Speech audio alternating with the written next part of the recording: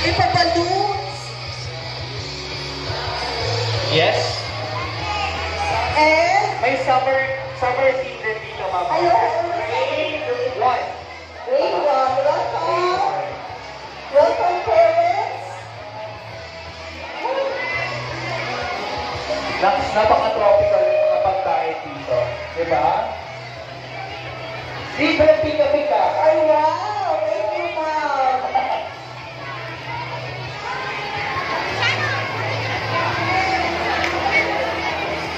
Ma'am Jack, Ay, ano? Siyempre, napalagpas ito. kaya lang, ano ba kanapan sa mga Ito yung mga booth na nakasasensya ko.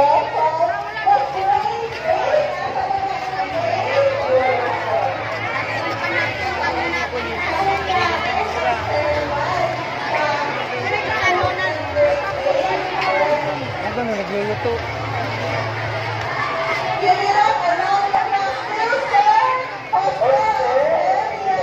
Thank you, sir. At guys, ganun po yung mag-set up ng lahat ng center board at kailangan ng i-structure ang mga center board. Pati yung faculty, sir, kalimutan, sir.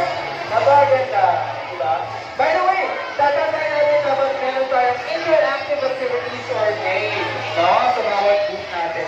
First, science and mechanics. And I hope all of the communities are well informed of the criteria for judging our booth making today. Dumako na tayo sa pag-shop na balita. Siyempre, wala pinakalimutan yung grade level mo, sir, at number. Ano tayo? Ano sa pagkain? Umiinom ang kanilang punong, ano ba? So far, sa lahat ng booth, sila yung almost done with the preparation of food. Oo, may pagkain na, may inumin na. Please start down